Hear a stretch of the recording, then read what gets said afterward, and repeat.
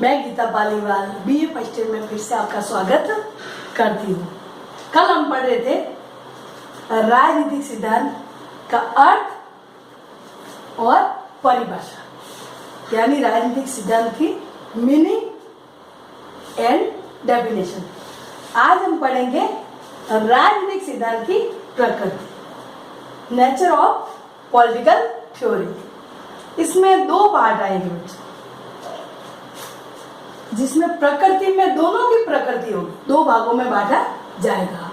पहले है परंपरागत राजनीतिक सिद्धांत की प्रकृति, यानी the nature of traditional political theory, और दूसरा है आधुनिक राजनीतिक सिद्धांत, यानी the model of political theory. ये दो भागों में पढ़ेंगे प्रकृति को। तो पहले आज हम पढ़ेंगे परंपरागत राजनीतिक सिद्धांत की प्रकृति, यानी the national of traditional political theory, यानी परंपरागत के अनुसार राजनीतिक सिद्धांत को क्या मानते। तो प्रकृति में क्या आएगा कि उद्भव कैसे हुआ, कहाँ तक चला, और प्रकृति नेचर यानी ये 20वीं शताब्दी से पहले क्या था और अब आधुनिक में कहाँ तक आया है, और जो परंपरागत है वो इस सिद्धांत की प्रकृति को क्या मानते हैं और आधुनिक की प्रकृति में क्या मानते हैं। अलग अलग विचार या विद्वान होंगे, उनकी बात करेंगे।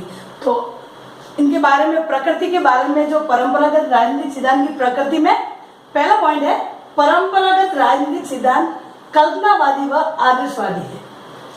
यानी ये थ्योरी कल भी मैंने बताया था कि लिखित रूप है उनका। तो ये परंपरागत राजनीतिक सिद्धांत की प्रकृति में क्या आता है कि परंपरागत राजनीतिक सिद्धांत कल्पनावादी है।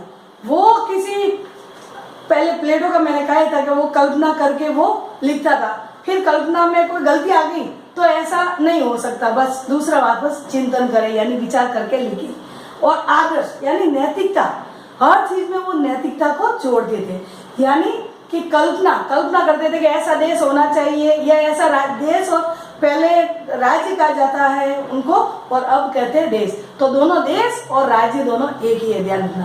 तो कल्पनावादी चिंतक थे, जो लेखक थे, विद्वान थे, वो उनके बारे में लिखते थे कि ऐसा देश होना चाहिए, ऐसा राज्य होना चाहिए, उसमें ये व्यवस्था होनी चाहिए, इसमें लोगों के लिए ये करना चाहिए, लोगों के सारे लोगों को स्वतंत्रता मिलनी चाहिए, सबको समान रखना चाहिए, ये सब वो कल्पना करते रहते थे। तो ऐसा राज्य होना चाहिए पॉलिटिकल थ्योरी, यानी पॉलिटिकल सब्जेक्ट में, यानी पॉलिटिकल जो राजनीति चल रही है, जो शासन व्यवस्था चल रही है, उसमें लिखित रूप के ये बातें आनी चाहिए। तो परंपरावादी क्या चाहते थे, कल्पना करके शासन व्यवस्था के बारे में लिखते थे और ऐसी व्यवस्था होनी चाहिए। और आदर्शवाद यानी नैतिकता पर ज्यादा ध्यान देते थे। दूसरा है ये आचार संहिता यह आचार शास्त्र व दर्शन शास्त्र के अंश के रूप में भी अपना व्यवहार कैसा है, लोगों का व्यवहार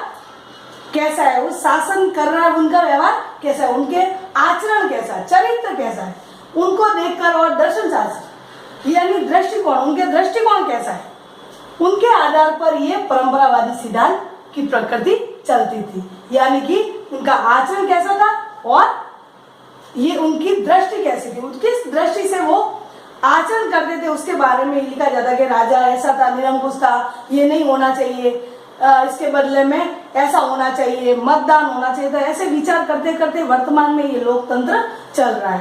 पहले तानाशाह था, मुसोलिनी, हिटलर, जो फांसीवाद, नाजीवाद, तो ये सब क्या था, तानाशाही थी। ये अपने आप को ही समझते थे कि नहीं, जनता की मांगे होगी, लेकिन पहले साम्राज्यवादी यानी दूसरे क्षेत्रों को अपने क्षेत्र में मिलाना। तो ये है कि परंपरावादी राजनीतिक सिद्धांत की प्रकृति में ये चरित्र और दृष्टिकोण को ज्यादा समझते थे। तीसरा है ये निगमनात्मक निष्कर्षों पर आधारित है, यानी एक तो पद्धतियां होती है जो विचारक या विद्वान यूज करते हैं लिखित रूप में, वो सोच कर कल्पना करके पद्धतियां यूज करते हैं। तो मेन पद्धतियां दो है, आगमनात्मक और निगमनात्मक। तो आगमनात्मक तो वैज्ञानिक विधि यानी तर्क द्वारा वो अपनाते थे, और ये परंपरावादी क्या, निगमनात्मक यानी सरल से विशेष की ओर, पहले सरल सब्जेक्ट लिए जाते थे, फिर बाद में विशेष की ओर बढ़ते थे। जैसे कि पुराने जमाने में राजा हुआ करता था, एक देश की शासन व्यवस्था ली, फिर विशेष बातें ली जाती कि इसमें क्या क्या जोड़ा जाए, तभी राज्य भी अच्छा चले और लोग भी आगे बढ़े विकास की ओर और लोगों को सारे अधिकार मिले। तो ये है कि वो निगमनात्मक निष्कर्षों पर आधारित था, वो निगमनात्मक पद्धति द्वारा ही ये उनके विचार लिखे जाते थे। चौथा है, ये सिद्धांत राज्य सरकार कानून न्याय और स्वतंत्रता और समानता तथा नैतिकता के अध्ययन तक सीमित था।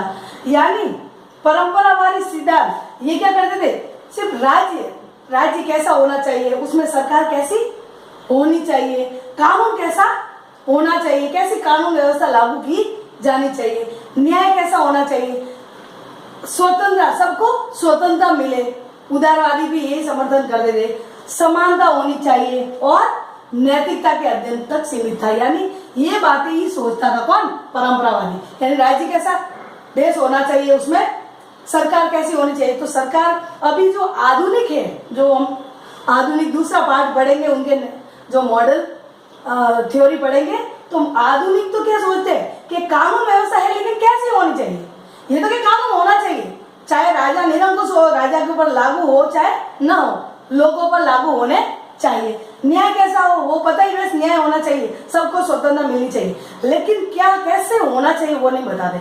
मॉडर्न में ये सब बताते कि राज्य कैसा होना चाहिए, सरकार ज्यादा निरंकुश बने तो उनको हटा भी सकते हैं, वो सारी बातें तथ्य आंकड़ों के द्वारा करते हैं। कानून कैसा होना चाहिए कि सबके लागू होना चाहिए, न्याय कैसा होना चाहिए कि ऐसा करे कि किसी के साथ भेदभाव न हो। तो ये सब बातें आधुनिक में जोड़ी गई तथ्य आंकड़ों द्वारा, लेकिन ये क्या है, आदर्शवादी है, कल्पना के आधार पर। तो उनके सिद्धांत क्या लेता है, राज्य, एक राज्य होगा और उसमें राजा होगा, प्रजा होगी, और फिर बाद में कानून ये नहीं बताया कि कानून कौन कौन पालन करेगा, ये सिर्फ शॉर्ट करके वहां कानून होगा, कैसा होगा वो नहीं बताता। न्याय होगा, न्याय कैसा होगा, गरीब अमीर सबको समान रखेंगे कि नहीं रखेंगे, वो बातें बताई नहीं है। तो परंपरा वाली सिर्फ न्याय नाम दे दिया, लेकिन कैसा होगा वो नहीं बताता।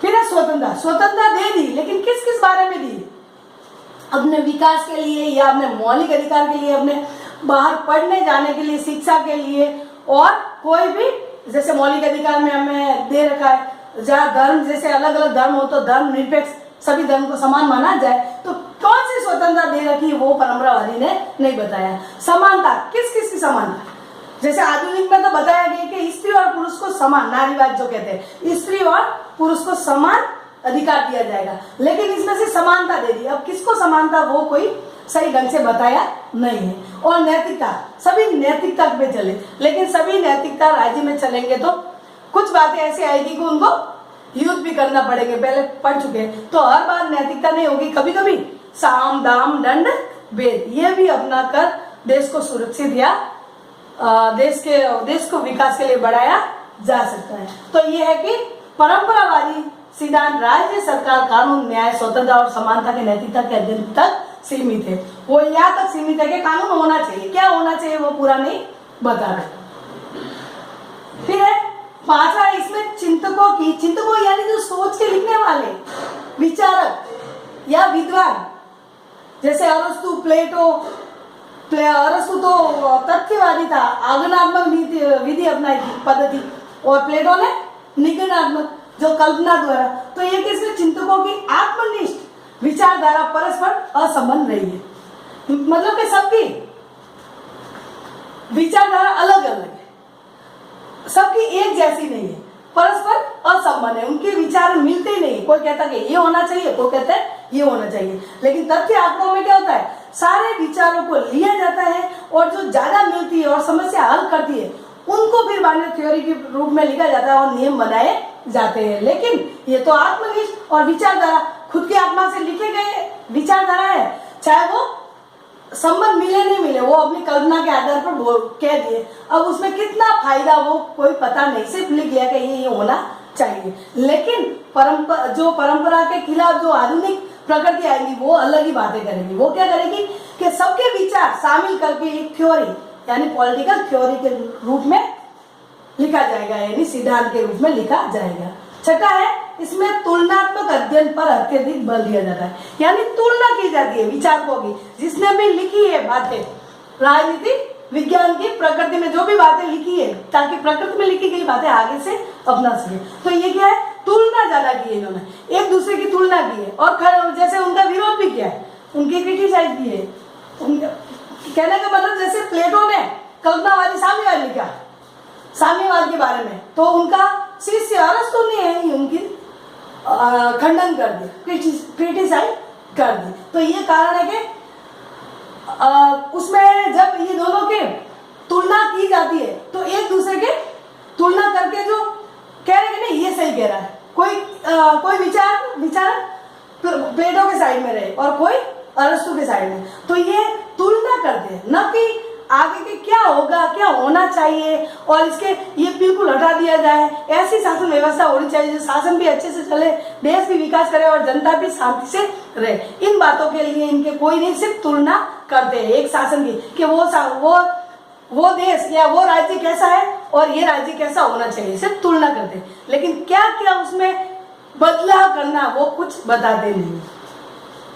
लास्ट है, इसमें ऐतिहासिक, दार्शनिक एवं कानून अध्ययन पद्धतियों पर बल दिया जाता है। ऐतिहासिक यानी इतिहास में लिखा हुआ जो भी विचारक लिखे वो देखकर, जैसे कहा जाता है कि इतिहास में उस समय में महाराणा प्रताप थे उदयपुर, जो बहुत ही राज्य के प्रति प्रेम की भावना थी उनके, वो किसी से भी हाथ नहीं मिला और जंगलों में भटकते रहे, फिर भी उन्होंने अपनी वो कायम रखी अपनी ईमानदारी और लोगों के प्रति वफादारी निभाई। लेकिन इसमें ऐतिहासिक वो देखकर इन्होंने कल्पनावादी कर दिया कि इतिहास से जो राजा अच्छा है, जो विकास करा, उनकी बातें ली जाए। लेकिन ये नहीं ली गई कि उन्होंने किया क्या है, सिर्फ अपना तानाशाह फैलाया और क्षेत्र बढ़ाया और वो निरंकुश बना, तो भी उनका ले लिया कि नहीं वो राजा अच्छा था, लेकिन ये अच्छा नहीं, क्योंकि उसमें ऐतिहासिक बातें कौन सी होनी चाहिए, तथ्य और सिर्फ मूल्यों को, वैल्यू उनको ही लिया गया, तथ्यों और आंकड़ों को लिया ही नहीं। कि आंकड़े क्या थे, कम आंकड़े थे लेकिन प्रजा सुखी थी, लेकिन ज्यादा शक्तिशाली था लेकिन प्रजा सुखी नहीं थी। तो ये है कि उनके ऐतिहासिक रूप लेकर वो डाल देते थे। अब इसमें सही है या गलत है, दार्शनिक अपने दृष्टि से देखते हुए वो बात ले लेते कि सही है या गलत, वो सोचते नहीं।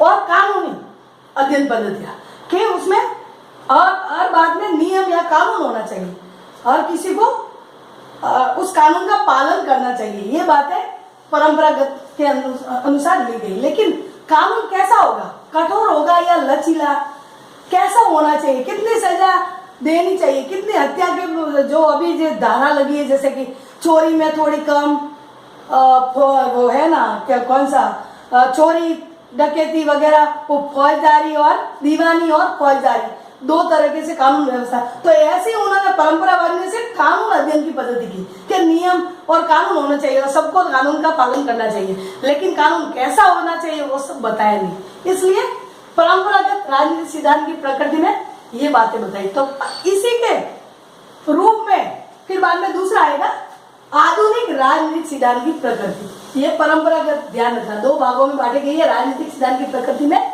परंपरागत राजनीतिक सिद्धांत की प्रकृति, the nature of traditional political theory.